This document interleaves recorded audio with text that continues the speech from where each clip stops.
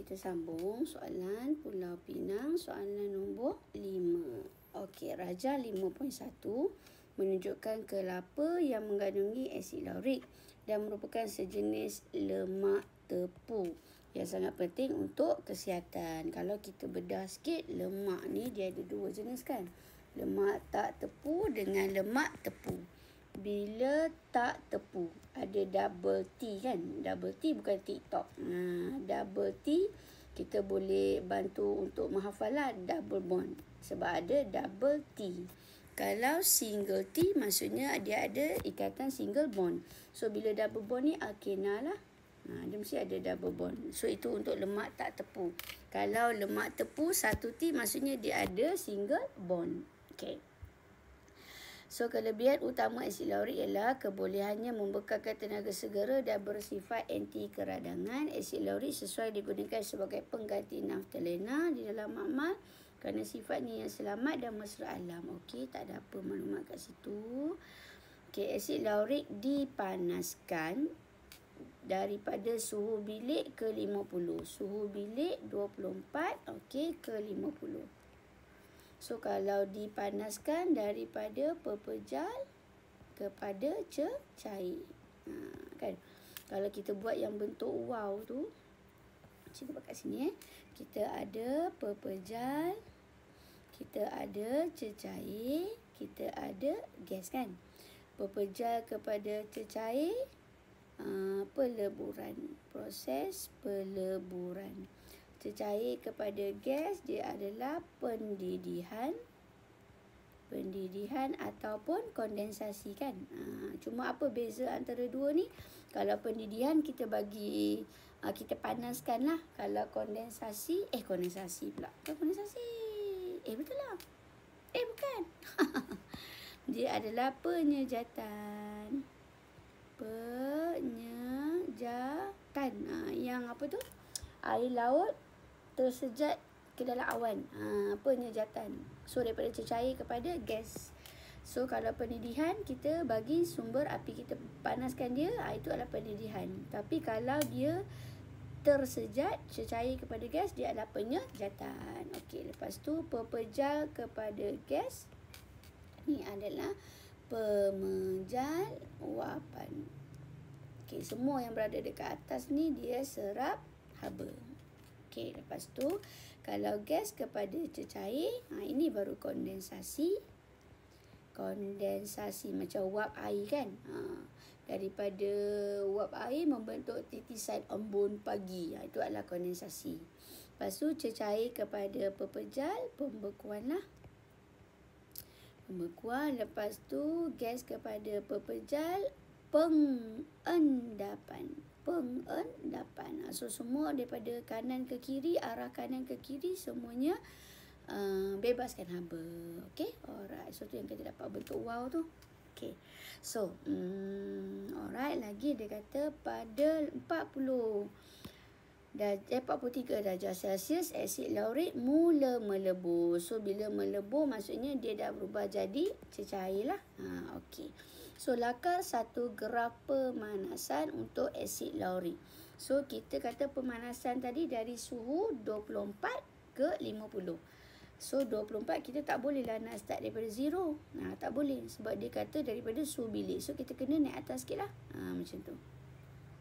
Okay. So, alright. So, ini adalah anggaran pada keadaan suhu bilik kita tu lah. Jangan start daripada kosong. Tak boleh. Okay. Lepas tu, kita punya graf pemanasan ni sampai 50. Okay. Tapi dia kata pada 43 mula melebur. Maksudnya apa? Maksudnya pada titik mula mendata ni adalah dia punya nilai 43 darjah Celsius. Itu dia punya takat lebur. Okay. Boleh? Sorry, 43.0. Sebenarnya okey je tulis 43 tu. Cuma cikgu nak biasakan kalau radas tu kan dia mesti ada satu tipi kan. So 43.0. Sebab nanti jadi macam kertas 3 ni tu lah. Ada je nak murid cikgu. Cikgu ada satu tipi ke? Allah Akbar. Macam tu lah. Okay. Alright, nyatakan keadaan fizik bagi asid laurik pada suhu 40. Kalau 43 dia baru melebu, maksudnya 40 tu dia masih lagi dalam keadaan apa kat sini? Dalam keadaan pepejal, betul? Dalam keadaan pepejal. Okey.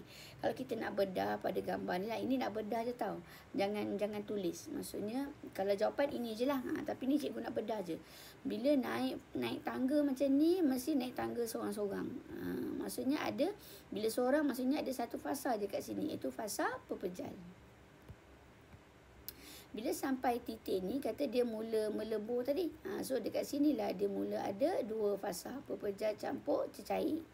Bila kawasan lapang ramai-ramai pun tak apa, jalan dua-dua pun tak apa. Tapi bila naik bukit balik, mesti seorang-seorang. Beratur kan. So maksudnya kat sini fasa apa je yang dah ada? Fasa cecair saja. Sebab dekat takat ni dia mula 100% melebu. Dekat sini tadi dia mula melebu. Dekat sini dia dah 100% melebu. Okey. So kalau kita bedah lagi, apa definisi takat lebur? Ingat tak? Suhu mala apabila apa? Suatu bahan berubah dari pepejal kepada cecair pada tekanan tertentu. Okey. Alright. Okey. Settle. Okey, pergi next. Okey, Rajah 5.2 menunjukkan susunan elektron bagi satu bahan. Okey, cikgu nampak je bracket ada charge ni, maksudnya dia adalah sebatian anion. Sebatian anion dia ada charge macam tu. Kalau sebatian covalent dia bentuk macam tu kan. Ini adalah sebatian covalent. Kalau kita nak bedah lagi, sebatian anion antara logam dengan bukan logam. Logam kumpulan mana? Kumpulan 1, kumpulan 2, kumpulan 13. Cikgu harap sambil cikgu bertanya tu korang pun berfikir, cuba untuk respon walaupun cikgu tak dengar korang punya respon kan. Sebab kita dah buat ulang kaji banyak dah soalan. Harap benda tu dah sentiasa ada dah dalam fikiran. Okey. So kalau bukan logam, untuk sebatian ion kita start daripada 15 sampai 17. Okey, kalau sebatian covalent, ya, bukan logam dengan bukan logam. Tapi bukan logam kat sini bermula daripada kumpulan 14 sampai kumpulan 17. Okey. Kenapa kumpulan 18 tak ada dalam ini cerita? Sebab atom telah mencapai susunan elektron duplet atau oktet yang stabil. Okey, alright. So, kita ada X, kita ada Y. Tulis formula kimia bagi sebatian yang terbentuk. Okey. So, kita tengok kat sini. X charge dia positif 1. So, X charge dia positif 1. Y charge dia negatif 1. Y negatif 1. Dah harap silang. X, Y je lah. Okey. Senang je soalan ni. Okey, sebatian Db1 dapat mengkonduksi elektrik dalam keadaan leburan tetapi tidak dalam keadaan pepejal. Jelaskan kenapa. Okey. Walaupun dia ada anion, tapi bila dalam keadaan pepejal, susunan dia kan macam ni. Bila dalam keadaan pepejal, susunan dia teratur. Kan? Positif, negatif, positif, negatif, positif. So, anion dia tidak bebas bergerak. Kalau dalam keadaan leburan, leburan kita lukis macam mana? Leburan cikgu lukis bentuk piala Akademi Fantasia. So, bila leburan, anion ni dah bebas bergerak.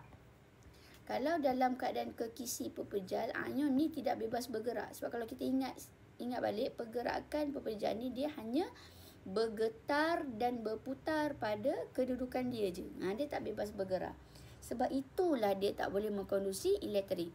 Sebab bila nak mengkonduksi elektrik, syarat dia mesti anion-anion dia bebas bergerak. Okey, so nak jawab apa? Dalam keadaan pepejal,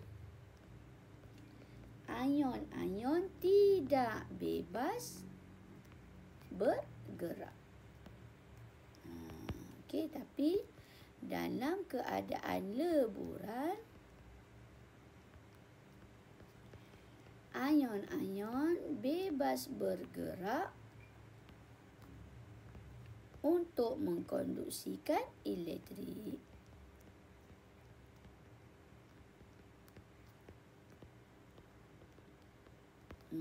Okay. Alright, boleh? Okay. So, next 0.05 mol X telah bertindak balas dengan gas klorin membentuk sebatian R. Okay, so ni kita kena buat persamaan dululah. Bila dia bagi mol X, kemudian dia minta isi padu gas klorin, confirmlah ini adalah tentang MRS. Okay. So, bila tentang MRS, kita kena buat persamaan dululah. Okay, kita ada tindak balas antara X dengan gas klorin. X ni asalnya sebelum dia jadi ion, dia adalah kumpulan satu. Kenapa cikgu tahu? Sebab bila dia dah jadi ion, petala dia tinggal 2. So maksudnya sebelum dia jadi ion, dia adalah benda ni, betul? Disebabkan susunan atom dia 281, so dia nak jadi ion, dia kena derma 1 elektron. Betul? Tu yang dia jadi charge positif 1 tu. So, bila dalam keadaan atom, susunan elektron dia adalah 281. 1 ni maksudnya dia kumpulan 1. Kumpulan 1 adalah logam. Bila logam, nak buat persamaan, dia wujud sebagai atom. X je. Itu punca dia kenapa cikgu ambil tahu dia duduk kumpulan mana. Bila logam je, mesti wujud sebagai atom. Okay. Plus, gas klorin. Gas klorin ingat tentang Hong. Kalau Hong, hidrogen mesti 2, oksigen mesti 2, nitrogen mesti 2 dan grup 17. Siapa ada dalam grup 17? Fluorin, klorin, bromin, iodin. Bila kita ingat tentang perkara ni, kita tahulah Cl mesti wujud sebagai 2 atom. Okey. Arrow sebatian R. Sebatian R kita dah dapat dah. Formula tadi adalah XY. So XY. Okay, kita balancekan lah. Okay. So, macam mana kita nak balance? Dekat sini 1 Cl, 1 XY. Okay, maksudnya sebatian R kita ni, yang Y ni adalah klorin. Kenapa klorin? Okay, bila kata negatif 1, maksudnya susunan asal elektron valence dia adalah 287. Dia terima 1 elektron, betul? Terima 1 elektron. Tu yang dia jadi 288. So, 287 adalah klorin. So, maksudnya dia tukar belakang ni terus kepada klorin. Kalau tak, awak tak boleh nak balancekan dia. Mana boleh dekat sini Cl, tiba-tiba kat sini Y. Okay. Alright. So, bila dah sama, barulah kita boleh balancekan. Kat sini ada 2, kat sini ada 1. So, cikgu akan letak 2 kat sini. Bila cikgu letak 2 kat sini, dekat depan ni pun 2. Macam itulah. Okay. So, step persamaan ni memang kita kena buat. Walaupun markah dia 2 je. Kita kena buat sebab kita perlu dekat step ratio ni. Okay. So, step M dah kira settle. Sebab dia dah bagi bilangan mol. Kita terus pergi kepada step ratio. Ratio antara siapa? Okay, belah kiri adalah apa yang kita ada. Kita ada 0.05 mol X. So, ratio cikgu belah kiri mesti tentang X. Okay. Belah kanan adalah apa yang soalan cari. Soalan cari tentang isi padu gas klorin yang diperlukan. So, cikgu punya nisbah mesti antara dua benda ni lah. Belah kiri adalah apa yang cikgu ada, 2 mol X. Belah kanan adalah apa yang cikgu cari, 1 mol Cl2. Okay. Ini cikgu dapat daripada persamaan. Persamaan kata 2 mol X memerlukan 1 mol Cl2. Mana cikgu dapat nilai 2 ni? Mana cikgu dapat nilai 1 ni? Bila tak ada digit, maksudnya 1 lah. Okay, ini daripada persamaan. Tapi cikgu tak ada 2 mol. Cikgu ada 0.05. So, kalau 0.05 mol X, so sebelah sini, macam mana nak dapat? Darab, gerak belakang, bahagi. So, kita akan dapat 0.025 mol X. So, ini adalah nisbah, ini adalah step ratio. Okay, S pula. S adalah solve problem. Okay, kalau S nak cari jisim, bilangan mol, darab dengan JMR. Kalau nak cari isi padu, bilangan mol, darab dengan isi padu molar. Tapi kalau soalan ada bagi molariti, awak kena guna MV/1000. Dalam kes ni tak ada molariti lah. Dia bagi isi padu molar. Okay, so S kita adalah isi padu sama dengan bilangan mol darab dengan isi padu molar. So 0.025 darab dengan 24. Tekan kalkulator dapat 0.6 dm3. Macam mana dapat dm3? Sebab 24 ni kan dia punya unit dia dm3, mol negatif 1. Yang ni tadi bilangan mol.